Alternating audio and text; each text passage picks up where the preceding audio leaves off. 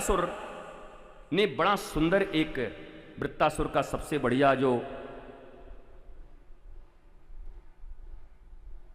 स्तुति है, स्तुति जानते हैं आप? स्तुति, जो स्तुत्य हैं उनकी स्तुति होनी चाहिए। पहले के राजा चारण भाट रखते थे स्तुति के लिए, इसको बुरा नहीं मानना चाहिए। जो स्तुति के योग्य हैं उनकी स्तुति होनी चाहिए, परंतु स्तुति को अब हमने चमचापना कह दिया है।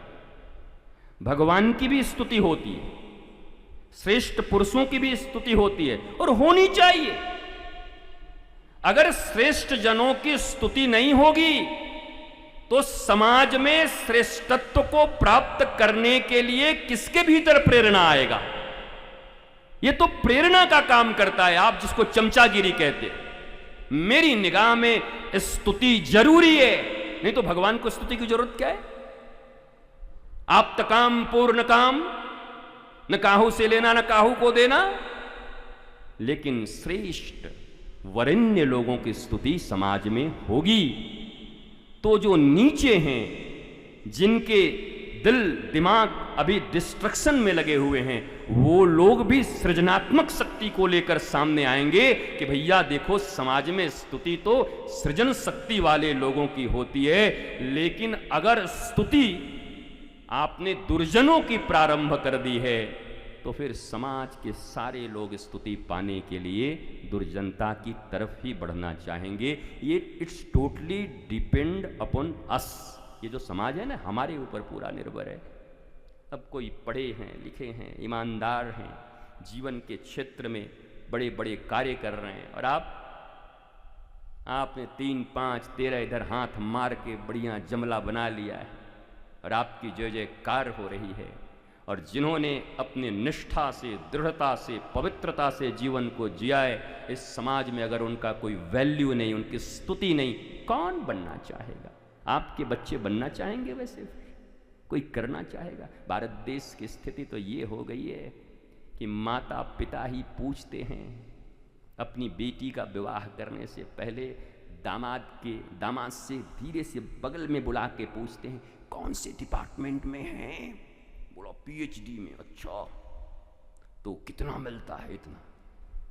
ऊपर का ठीक ठाक है ना? माताजी सब ठीक है, बढ़िया आ जाता है। वास इस देश से जापान की तुलना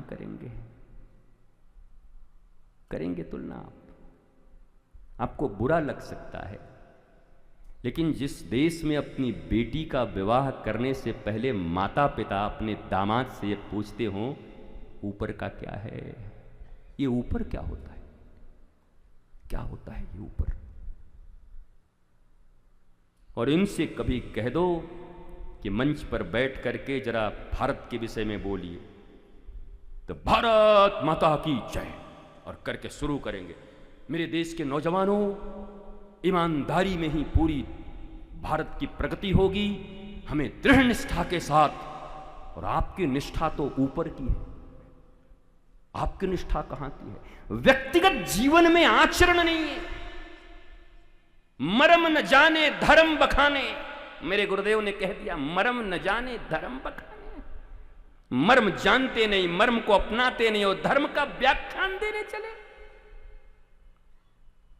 आप अपने जीवन को भगवान राम 14 वर्ष, भगवान राम 11,000 वर्ष तक बताया वाल्मीकि रामायण में कि इस पृथ्वी पर उन्होंने ठीक ठाक अपना सारा कुछ किया, लेकिन 14 वर्ष निकाल दो, सिर्फ 14 वर्ष निकाल दो भगवान राम के। अब लिखो, क्या लिखोगे? ठाकुर जी के विषय में लिखो, बताओ। इसलिए ये बात तो सब नोट करके रखी लो जो 2 दिन पहले नहीं आए थे। राम वन गए तो राम बन गए, राम वन गए तो राम बन गए। वो उसको दुख नहीं समझ रहे हैं तुम्हारी तरह, हमको वनवास हो गया, हमको तकलीफ हो गई, हमको ये हो गया। वो उनकी चॉइस है ठाकुर जी की, सीता माता की चॉइस है, मैं जाऊंगी अपने पति के साथ। लक्ष्मण जी का चॉइस है, कोई ढकेल के नहीं भेज रहा है। पिताजी तो कह रहे हैं मेरा वचन भाड़ में जाए, मत जा रहा। सारी जनता खड़ी है द्वार पर, कई पागल हो गई है, इनकी बात हम नहीं सुनेंगे, आप हमारे युवराज हैं। उनकी चॉइस है। राजगद्दी तो सेकेंड डे ही पा सकते थे, उसी दिन साहब निरस्त, सारी जनता चाहते वोटिंग कराओ, लोकतंत्र। एक कैकई और मंथरा को छोड़ करके, और मुझे याद है शाम तक शायद कैकई भी वोट न दे देती, क्योंकि कैकई तो बहुत प्यार करती थी राम को, बहुत प्यार, सारे वोट मिल जाते। पर 14 बरस तक कोई महाराज अनंत ऋषियों की हड्डियों के पहाड़ बने हुए हैं, कोई सबरी बैठे इंतजार कर रही है। हनुमान जी सुग्रीव जी को लेके बैठे हुए, कब आवे तो मुलाकात हो। अब पता चला इधर लोकतंत्र का चुनाव हो जाता, इधर राजकुमार हो जाते, हनुमान जी सुग्रीव जी बैठे ही रह जाते कि अब आवेगो, अब आवेगो। वो आवे ही नहीं। जटायु का क्या होता, हमारे निषाद राज का क्या होता, केवट प्रसंग का क्या होता, सबकी छोड़ो भाई, विभीषण का क्या होता, बेचारे का त्रिजटा का क्या होता, इन सबों का क्या होता। और दुनिया की छोड़ो, रावण का क्या होता, बेचारे को बैकुंठ कैसे मिलता अगर राम जी न पहुंचते तो। वो भी कहता कि आप तो धोखा दे के बोले कि नीचे चलो, मैं अवतार लेके आ रहा हूं तुम्हारा उद्धार करने के लिए, और हाँ हमारा तो यहां उद्धार हो गया पूरा, आप आ ही नहीं रहे, आप तो राजा बन गए। क्योंकि वो जय विजय भगवान के ही पार्षद हैं, वैकुंठाधिपति के पार्षद हैं दोनों। भगवान ने कहा चलो चलो हम आ रहे हैं उद्धार करेंगे। जय विजय का पक्का ना हुजूर, भूलिएगा तो नहीं। अरे हम भूलते हैं, हाँ देखिएगा, पता नहीं हम रावण में बन के ऐसे बैठ रहे, हा हा हा करते रहे अरविंद त्रिवेदी की तरह, और आपका यहाँ वोटिंग हो जाए और आप अयोध्या ही में बैठ जाइए युवराज बन के, तो हमारा रावण का भी पता नहीं क्या होता। तो ठाकुर जी सबके उद्धार के लिए आए, ठाकुर जी सबके उद्धार के लिए आए हैं। परंतु ठाकुर जी का नाम लेने के बाद तुम लोगों का अगर उद्धार हो जा रहा है तो तुम्हारी चलन में कहीं गड़बड़ी है। वो आए हैं उद्धार करने को, और तुम्हारे ऊपर उद्धार हो जा रहा है। आधा से ज्यादा लोग गुरु जी बहुत उद्धार हो गया, हम तो सुने थे राम नाम से उद्धार होता है, तेरो उद्धार है गो, कैसे हो गया? तो चाल चलन संस्कृति और सबसे बड़ी बात गुरु चरणों में अटल श्रद्धा और विश्वास नहीं होने से, चलने के मार्ग को निर्देश को न मानने से हमारे जीवन की यह हालत है। सबसे सुंदर वृत्तासुर ने स्तुति की है भगवान से, भगवान से वृत्तासुर ने स्तुति की है कि प्रभु मैं असुर हूं, मुझसे कुछ गलती हुई थी तब तो असुर कुल में मैं पैदा हुआ हूं, और मैं चाहता हूं गंदगी अगर मैंने किया है तो सफाई करने का अधिकार भी मेरा ही होना चाहिए, इसलिए प्रभु दया मत करना, मारो मुझे। दधीची ने हड्डी दान किया। लोग पूछते हैं अंग दान करना चाहिए कि नहीं, भागवत जी से देख लो करना चाहिए कि नहीं। हाँ, इसको फैशन मत बनाओ, अंग दान करना है कि नहीं उसको छपवाओ, फैशन बनवाओ। हमने आंख दान कर दिया है, पता चला मरने के पहले तुमको खुद ही तुम्हारा आंख चला गया था, मोतियाबिंद से एकदम खत्म हो गया था, ठीक ही नहीं हो, क्या दोगे? प्रचार करने की जरूरत नहीं। वृत्तासुर के विनाश के लिए, लोक मंगल के लिए, ऋषियों के मंगल के लिए, देवों के मंगल के लिए जीते जी दधीची ने अपने हड्डियों को दान कर दिया है, फिर अंग दान की क्या बात करते हो? हमारा शास्त्र, हमारे संत, हमारी संस्कृति सब कुछ भागवत में मौजूद है। उनकी हड्डी से बना वज्र, वज्र से हुआ प्रहार। इसलिए दुर्योधन, रावण और कंस के बारे में तो मैं पढ़ने वाला हूं आज कि कंस के कैसे विचार हैं। कंस का विचार अच्छे से पढ़ लोगे तो तुमको लगेगा कल से कहीं फोटो मत रख लेना अपने घर में, यार ये तो गजब ऐसा आदमी, हम तो जानते ही नहीं थे इसके बारे में। चाहता श्रीमद् भागवत व्यास जी चाहते तो उस पन्ने को निकाल भी सकते थे, नहीं लिख सकते थे। उनको तो 4 श्लोक मिला था, 18,000 श्लोक बनाए थे, उन श्लोकों को लिखने की जरूरत क्या थी, हटा देते। परंतु जो है उन्होंने लिखा है। फिर से एक बार याद कर लीजिए, उपन्यास तुम्हारे लिखे हुए और शास्त्र में इतना ही अंतर है। उपन्यास तुम्हारे मनोरंजन के लिए हीरो और विलेन को क्रिएट करता है, कथाएं लिखता है। शास्त्र न किसी हीरो के ऊपर टिका है, न विलेन के ऊपर। शास्त्र न व्यक्ति के ऊपर टिका है, न व्यक्तित्व के ऊपर। शास्त्र सिर्फ सत्य और धर्म की स्थापना के लिए इस जगत में आया है। व्यास जी हों, किसी ने भी शास्त्रों को लिखा है, उपनिषद आया है, ये सब सत्य और धर्म की स्थापना के लिए।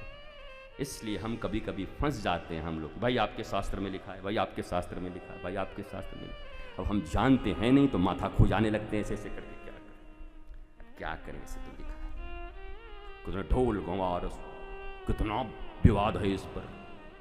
हमने अब विवाद लेना नहीं चाहते, ऐसे ही विवाद 50 डाल देंगे हमारे ऊपर। और इसकी व्याख्या कितनी सुंदर है महाराज। समुद्र के द्वारा कहा गया है ये, गांव की लोकोक्ति। समुद्र ने कहा, गांव की लोकोक्ति, why are you so serious. और बिना जाने, बिना समझे, बिना ताड़े, तो अगर इसको इतना ग्लोरीफाई, हमको तो तुलसीदास जी भी जानते होंगे, बाबा हैं, जब तक थोड़ा पॉलिटिकल विवाद ना हो तब तक ग्रंथ फेमस भी कैसे होगा। और डाल ही दिया है तो इनकी समझ में तो आएगा नहीं, फेमस जरूर होगा। लेकिन जरूर इन सब विषयों पर चर्चा होनी चाहिए। सनातन संस्कृति को धीरे धीरे धीरे धीरे धीरे जो ये टूट हो रही है, उसको अगर रोकना है तो इन विषयों पर चर्चा किए बगैर होगा नहीं। मल के ऊपर गुलाब की पंखुड़ियां डाल देने से उसके दुर्गंध बहुत दिन तक जाने वाले नहीं। गुलाब की पंखुड़ी सूखेगी तो 2 दिन के बाद फिर वही भक्क से आएगा, पंखा चलेगा, गुलाब की पंखुड़ी दूर फिर निकलेगा 2 दिन का पुराना। हमने गुलाब की पंखुड़ियां डाली हुई हैं उनके ऊपर, ढक दिया है, हटा दिया है। चर्चा क्यों नहीं करते?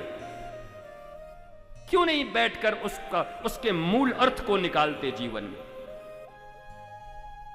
वृत्तासुर का जन्म हुआ है, इंद्र को मारने आए थे, पर अब इंद्र से मरने को तैयार है।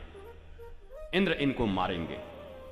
यद्यपि यहां वृत्तासुर आचार्य की तरह लग रहे हैं और इंद्र ही विलन की तरह लग रहे हैं। अच्छा एक बात बताओ आप, क्या आप जस्टिफाई कर सकते हो 3 घंटे में श्रीमद् भागवत के जितने जितने प्रसंग हैं? कर सकते हो आप? Is it possible? हमारे कल एक श्रोता कह रहे थे, गुरुजी हमको पहली बार पता चला। हमने क्या बोला? 3 घंटे में तो मंगलाचरण भी नहीं हो सकता, भागवत कहां से हो, प्रसंग कहां से? हमें बड़ी खुशी हुई कि ऐसे भी श्रोता हैं। कहा मुझे पहली बार पता चला कि 3 घंटे इतने कम हैं, भागवत के एक श्लोक का विवेचना नहीं हो सकता। लेकिन कथा पूर्ण माना जाता है। लड्डू टेढ़ा हो, कम हो, अंश हो, सब ठीक है।